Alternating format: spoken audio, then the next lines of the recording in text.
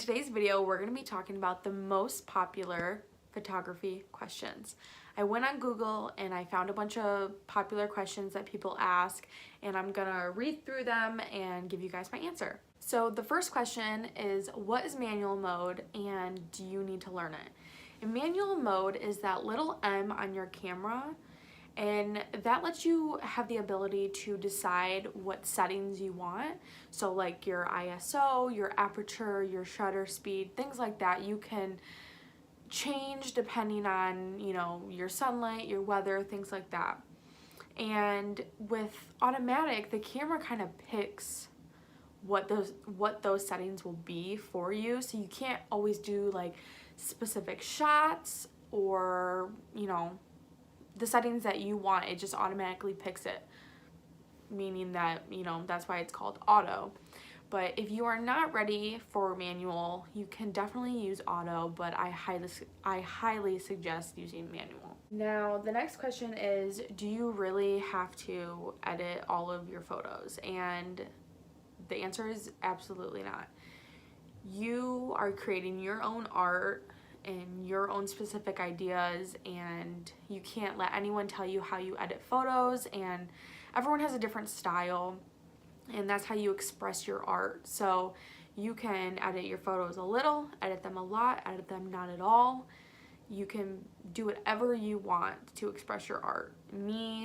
Over the years, I've had different, types of styling, or like a different style of editing, and I started not really editing a lot, and then I went through a phase where I would edit a little bit more than normal, and then now I obviously like my editing now, but it could possibly change in the future, and that's okay. Whatever you think looks good, you should be happy with. Question number 3 is, what gear to achieve great photos? And honestly, I don't really use a lot of gear. I use my camera strap like I've talked about in previous videos, which I will link everything down below that I use so that you guys can find it. But I use my camera strap, obviously my camera bag to help store my camera. My lenses is super important because you want those things to stay safe. And what else? I use my flower cap for like if it's super sunny out, or if it's raining, snowing, things like that. And then I also like to use a lens that has a lower aperture number, so like an f1.8 is my favorite to use. So I normally use that unless I have a different idea or I'm trying to get a different shot. But that's really all the gear that I use. Number 4 is probably one of my favorite questions, because when I first started out, I didn't really know the answer to that.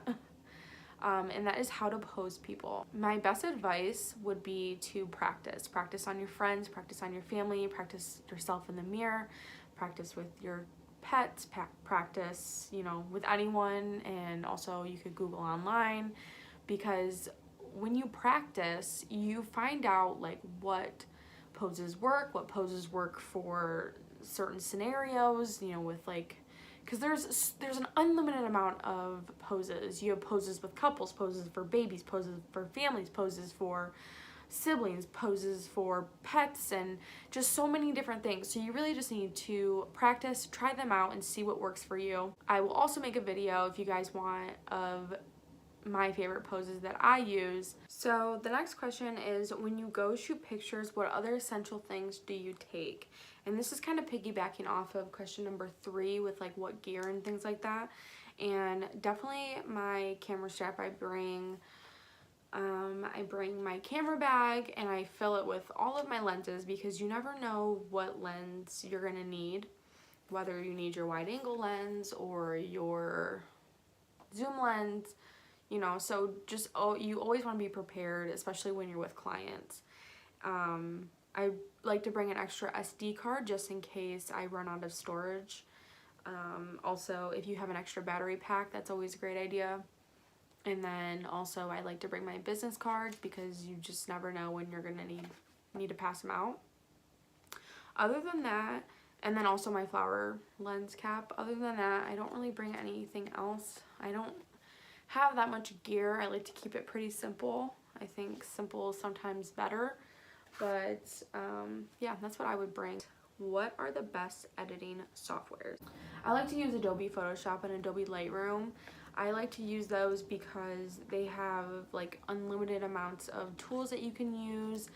You know, your possibilities are endless with it. You can change the background, you can change the color of something, or like me, you know, I don't really edit that much. You can edit minimally and the photos still turn out great. So I suggest those. It's about, if you pay for the full year up front, it's a little over $100, I believe. And if you pay monthly, it's about $11 or $12 a month. So it's not like super expensive. So question number 9 is, what are the most important things about starting a photo business? Now, I think the most important things about starting a photography business is just working hard, you know, be passionate about what you're doing. I think that a lot of people tend to give up because it's way more work than they thought it was going to be. But I think that with any business that you start, it's hard.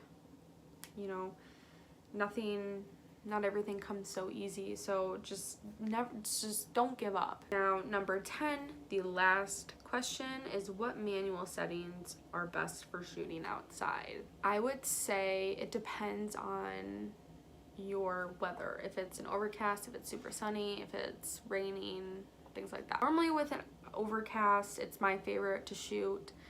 I like to use my f1.8 aperture lens when it's like an overcast, and when it's a little bit sunnier out, I like to use a higher number aperture, so like maybe like a 4. Yeah, but when it's super sunny out, just make sure that you find some shade to put your model in. You know, make sure you have the sun behind you, because you don't want it shining in their face. You want to be the one sun blasted. But when you have the sun behind your model, it always looks so beautiful as long as you have them in a shady spot. So if you have, like, my favorite is when you have like a pathway, there's a tree, your model is like beside the tree where there's shade, and you have sun behind, and it just looks so pretty. So I would say that. So when it's like an overcast, I would use like an f1.8, f2, even up to 3 probably. And then when it is sunnier out, I would do like f4 and higher, just so that, you know, you're not sun blasting the camera like with so much light. But yeah, that's my thoughts on that. So that is it for today's video. I hope this helped you guys out. I hope you guys liked it. Please give it a thumbs up and subscribe.